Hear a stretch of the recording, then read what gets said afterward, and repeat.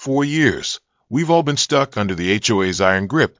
But they finally went too far when they jacked up Ryan Murphy's fees over too many cars in his own darn driveway. What they didn't know, what nobody knew, was that Ryan had been quietly snapping up houses around this neighborhood for years. And now, it was time to show Nova, our power-tripping HOA president, who really owned this place. But would that woman ever back down easy once he spilled the beans? Hola! Welcome to my little storytelling corner. Subscribe if you're into these Nova and HOA sagas. Ryan never wanted to fight with the HOA. None of us did, but when he got that notice, oh, it was on. Last Wednesday morning, I saw it myself. A bright orange notice slapped on his front door. I peeked out my window, and there was Ryan, hands trembling as he read it. Immediate fee hike, $700 a month. Violation, excessive vehicles. 4 cars, they said. His work truck, he's in construction, you know. His wife Sarah's SUV for her hospital shifts, and the little Honda they got their girl for her 16th birthday last month. The remaining car is an antique car that his grandfather inherited for him. For normal cars, parked right where they belong. I watched Nova Mitchell strutting around on her morning patrol, pink clipboard in hand, measuring tape dangling like she's some big-shot detective. She stopped at Ryan's driveway, whipped out her phone, and started snapping pictures. 3rd time that week. Honey, she's out there again, Sarah called from their living room. Maybe we should put Grandpa's vintage car in the garage. No way, Ryan countered, taking a sip of coffee with the stubbornness I usually saw. We're not hiding Grandpa's cars like they're evidence of a crime. The garage is full of stuff, your medical supplies, my work stuff, like we told them at our last meeting. Oh, that meeting. I was there, and Nova just smirked when Ryan tried to explain. Rules are rules, Mr. Murphy, she said, not even looking up from her phone. Maybe if you can't afford proper storage, this neighborhood ain't for you. She had no clue, none of them did, that Ryan had been buying up properties for 5 years through his real estate company, sneaky as a fox, using different LLC names every time. It started as a clever investment, he told me once, but now it was personal. That day, I saw him stroll out to get the mail, taking his sweet time, while Nova pretended to fuss over Mrs. Richardson's rose bushes. Poor woman got fined last month, 'cause her roses were too vibrant, and messed up the neighborhood color harmony. Ryan's phone buzzed right then, a text from his lawyer. Property closing complete. You now own 71% of the development. He grinned, tucking it away just as Nova marched over, clipboard hugged tight to her chest like a shield. Mr. Murphy, she chirped, her voice all fake sweet. I trust you got our notice about the vehicle violation? I did, Nova, he said, cool as a cucumber. And I've got some questions about the legal basis for this fee hike. She waved him off like he was a fly. The board's got full authority to set fees. Maybe if you showed up to meetings, you'd get how it works. That smug smile of hers didn't even touch her eyes. Little did she know Ryan had been at every meeting for 5 years, through proxies who owned the houses he'd bought. He'd watched her every move, jotting down every unfair fine, every shady fee, every time she flexed her power. As she turned to leave, her fancy heels clicking on the sidewalk, she tossed back. Oh, and the board's holding an emergency meeting tonight, 8 p.m. sharp. We're discussing extra measures for problem properties. Ryan just watched her go, then texted his lawyer. Time to prep those documents. Nova's making her move tonight. Right then, his daughter's car rolled into the driveway, and wouldn't you know it, Nova stopped to snap more pictures. I could tell Ryan was steaming, but he kept it together. Tonight was going to flip this neighborhood upside down, and he knew it. He just had some calls to make first. I saw him head inside and spread out these big property maps on his desk. Every lot marked up, color-coded. 5 years of planning right there. He'd been building a case, watching Nova's HOA tyranny get worse and worse. Tonight, she'd find out her biggest mistake wasn't just picking on his family. It was underestimating who she was up against. He checked his watch, 4 hours, till the meeting. Nova wanted to throw down over a couple cars in a driveway. She had no idea what was coming. And me, I was just glad to see someone finally stand up to her. We'd all had enough. I shuffled into the community center's meeting room that night, and let me tell you, The air was thick with tension. Every seat was taken. Neighbors I've known forever, shoulder to shoulder, whispering like something big was brewing. And it was. Nova had gone all out this time. She'd even hired some fancy photographer to snap pictures of Ryan Murphy's driveway from every angle, making his 4 regular cars look like he was running a shady parking lot. "Let's begin," she announced, tapping that sparkly pink gavel of hers on the podium, like she was judge and jury. She'd picked a Wednesday evening for this so-called emergency meeting, sneaky right, knowing most working folks couldn't make it. But I was there, parked in the back row, watching her put on her usual show. "As you can see from these professional photographs," she started, clicking through her PowerPoint like she was on some crime TV show. "Mr. Murphy's property has turned into a used car lot." A few gasps came from her little fan club up front, the same ones who leave their Christmas lights up till March and never get a peep from her. I rolled my eyes so hard I nearly saw stars. I'd gotten fined last month just 'cause my grandson parked in my driveway while fixing my roof. Then there was Mr. Chun, the science teacher, scribbling notes like crazy. He'd been hit with a violation for his car being an inch over the line during that last snowstorm. Nova clicked to a zoomed-in shot of Ryan's daughter's car. "This vehicle's been parked here over 36 hours, she said, all high and mighty. Didn't bother mentioning the girl was just home from college for the weekend. Nope, that wouldn't fit her story. She kept going, dragging us through her evidence.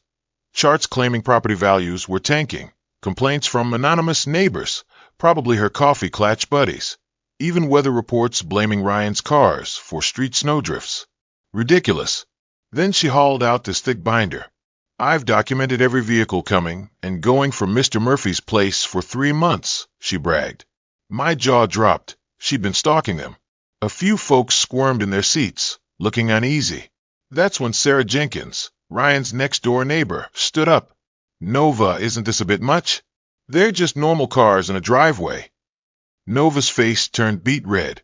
"You're out of order," she snapped. "You haven't been recognized by the chair." I watched her husband Bob start passing out copies of some new bylaw, limiting us to 2 cars per house, garage parking only. I nearly laughed at the nonsense of it. Nova barked, "We'll now vote on the vehicle restrictions and fee increase. All in favor?" No discussion, no nothing. That's when Ryan made his move. He stood up slow, straightening his tie like he'd been waiting for this. "Point of order, Madam President," he said. Nova's eyes narrowed over her glasses. "You're not recognized, Mr. Murphy." "Actually," he shot back, pulling out a folder. "HOA bylaw section 8.3 says any property owner can raise a point of order about voting rules." The room went dead quiet. I could see her manicured nails digging into that podium. "Before we vote," Ryan went on, strolling to the front, his shoes clicking on the linoleum, "we should look at the HOA's ownership structure." He pulled out this big property map, and Nova's face started draining of color. "For the past 5 years, Sunrise Properties has been buying up homes here," he said. "And as CEO of Sunrise, I figured y'all might want to know who really owns the majority of this HOA." He paused, locking eyes with every board member. "But maybe we should talk about that after we go over these creepy surveillance stunts you've been pulling." The room exploded in murmurs. Phones came out. Folks were recording. Nova's hand shook as she grabbed her water, knocking over that precious gavel. Bob rushed up, whispering in her ear, and her eyes got wide. She was finally catching on to who she'd been tangling with. Ryan stood tall, heart pounding. I could tell, but his voice stayed steady as a rock. Nova's smug little smile was fading fast. He clicked open a leather briefcase and started laying out a thick stack of property deeds, one by one, like he was dealing cards in a winning hand. The room buzzed as he lined them up neat and tidy. "For 5 years," he said, "I've watched this HOA board ignore real problems. Leaky roofs, busted playgrounds, while harassing good folks over nothing." I nodded to myself. He wasn't wrong. Nova had fined me for cooking tamales once, said the smell was too ethnic. Meanwhile, her cronies got away with everything. This was about to get good. Nova's lawyer was sweating bullets when Ryan's team showed proof she'd doctored HOA records to cover up her friend's unpaid dues. But the real jaw-dropper? 4 old board members stepped up. They spilled it all. How Nova bullied them into passing unfair rules, targeted folks she didn't like, and even bragged about using our fines to bankroll her Hawaii trips. The courtroom went hush when Ryan flashed Nova's social media posts, her mocking us old folks who couldn't pay her crazy fees. There she was, poolside in Maui, captioning it, "Thanks to my rule-breaking neighbors for funding this vacay. Keep those violations coming." She stammered, "I was just doing my job." But then they played a recording from last month's meeting. Nova's voice screeched through, yelling at Mrs. Richardson, 78 years young, for a bird feeder 2 inches too low. That's when she lost it. She jumped up, pointing at Ryan like a wild woman. "He's ruining our perfect neighborhood," she hollered. "You know what kind of people move in without strict rules. He probably wants this place to be some free-for-all parking lot." The judge had enough. He slammed his gavel, tossed out her lawsuit, and ordered a full audit of the HOA's books. As we left the courthouse, my phone lit up, texts from neighbors. Nova had mass emailed everyone, quitting the board, whining she'd been pushed out by big money interests. I watched her storm to her car, typing like a maniac. This wasn't over. She still had her little posse, and she's not one to go down quiet. But Ryan had the goods, proof she'd abused her power for years, plus the legal muscle to fix things. The morning of the final hearing, Nova pulled a stunt, sent a swarm of news vans to Ryan's house, thinking she'd scare him off. Big mistake. Ryan told me he straightened his tie, grabbed his papers, and marched right up to those reporters with a grin. "Good morning, folks. I'm Ryan Murphy, and I've got something juicy about our HOA's finances." He whipped out color-coded spreadsheets, years of shady fees, all funneled to projects for Nova's cronies. The reporters ate it up when he showed how she'd slapped single parents with bigger fines than her golf buddies. One gasped at the 3 a.m. footage of Nova measuring his grass, her own yard a mess of rule-breaking nonsense. Inside court, Nova sat there with her pricey lawyer, fake pearls gleaming, smirking, until Ryan's lawyer unloaded. Photos of her house popped up, purple mailbox, overgrown garden, her son's 4 cars on the street. The judge perked up when they revealed her secret Facebook group, where she gloated. "Let's see how long the Murphys last with these fees. Maybe they'll sell to someone more suitable." She tried to object, but froze when they played her pool party rant. "Of course I make up violations. How else do we control who lives here?" The gavel crashed down hard. Nova was out, off the board and ordered to repay every unfair fee. $139,456. Her face? Priceless. Better than any payback I could dream up. Ryan used his majority stake to build a new HOA board. And guess what? They picked me, after Nova tried fining me for my ethnic cooking, and Mr. Chen, whose garden she called too exotic. Things changed fast. Kids could shoot hoops in their driveways. Gardens grew veggies, not just flowers, and folks could park more than 2 cars if they fit. 3 weeks later, I peeked out my window. Nova's moving truck rolled up. She'd sent a snooty letter about moving to a better neighborhood. Nobody missed the parking ticket on her windshield as she peeled out. That evening, Ryan's daughter parked her car next to his truck and Sarah's SUV. He stuck up a sign we'd all voted on. "Welcome to Murphy Hills. Good neighbors make good neighborhoods." Next morning, a TV producer called Ryan, wanted a documentary on how we turned the HOA around. I looked out at kids playing free, neighbors chatting over fences, and grinned, picturing Nova stewing in her new place, with its 1-car rule. Property values jumped 25% that first month. Turns out folks like respect, not fear. Some of Nova's old crew even stopped by to say sorry, scared they'd been next on her hit list. We've still got an HOA, but now it's for us. Playground upgrades, pool fixes, helping old-timers like me keep our homes up. We even planted a community garden right where Nova used to snap her violation pics. As Ryan filed the last court papers, his phone buzzed. A text from Nova's new neighborhood watch, begging for tips on handling their own power-hungry HOA boss. I leaned back, sipping my coffee, thinking how the best revenge ain't revenge. It's teaching folks to stand tall. I sat there, arms crossed, as Ryan kept going. "I've seen Nova here write up Mrs. Richardson. It was 78, mind you, for a flower pot 1 inch too tall, he said.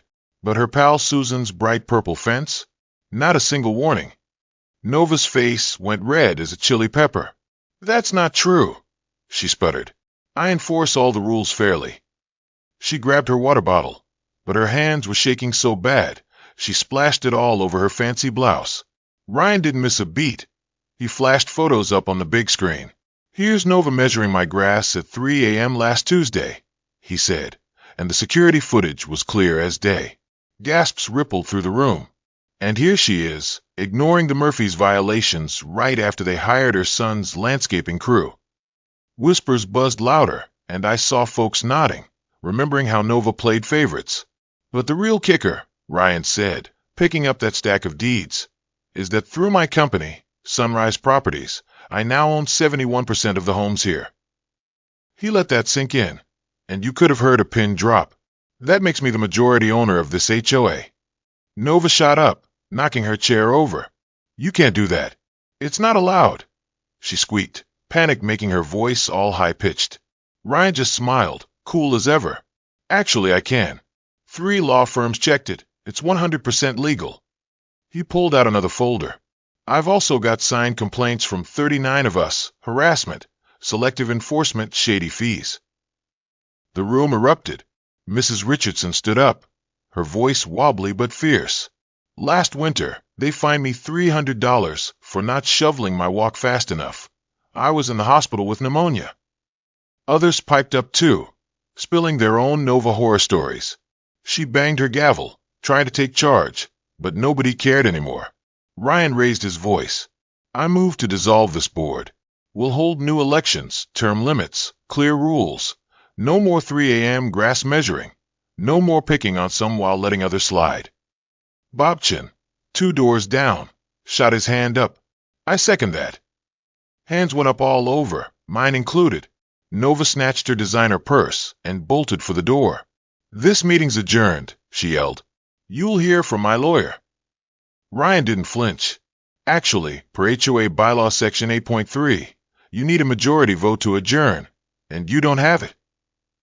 He pointed at the deeds spread out like a winning poker hand. We're just getting started. She froze, hand on the doorknob, realizing her iron grip was slipping after 25 years of bossing us around. Now, Ryan said, opening another folder, let's talk about those pool renovation fees from last summer, $1.80. 000 gone, but the pool's still a mess. I've got some bank records to share. Nova slumped against the wall, pale as a ghost. She hadn't noticed the news been pulling up outside. I'd heard Ryan invited them to cover our community reorganization.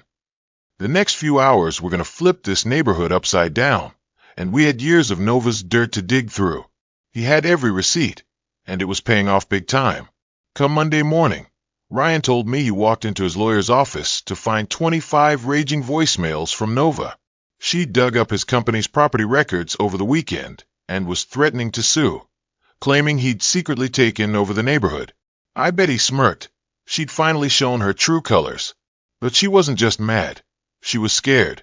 That night, she went door to door, spreading lies that Ryan wanted to turn our quiet suburb into a parking lot for his car collection. Some folks bought it, especially after she waved around fake papers hinting he was tied to some sketchy developer. She underestimated him, though. Ryan's security cameras caught her sneaking onto his property at midnight, snapping close-ups of his car's license plates. The next day, she filed a lawsuit, saying he broke HOA rules by buying up properties through his company. She even tried for an emergency court order to freeze his voting rights. That's when all his planning paid off. His lawyer dropped a bombshell. 5 years of HOA meeting records. Videos of Nova letting her buddies off while hammering the rest of us. Checks showing she'd used HOA cash to fix up her own backyard. And best of all, emails where she bragged about keeping undesirable elements out of the neighborhood. The judge's eyes popped with every bit of proof. Nova turned redder than my salsa when they played footage of her measuring Ryan's grass at 3 a.m., snapping pics of his daughter's car, and leaving nasty notes on our doors. She'd messed with the wrong guy, and now it was all crashing down.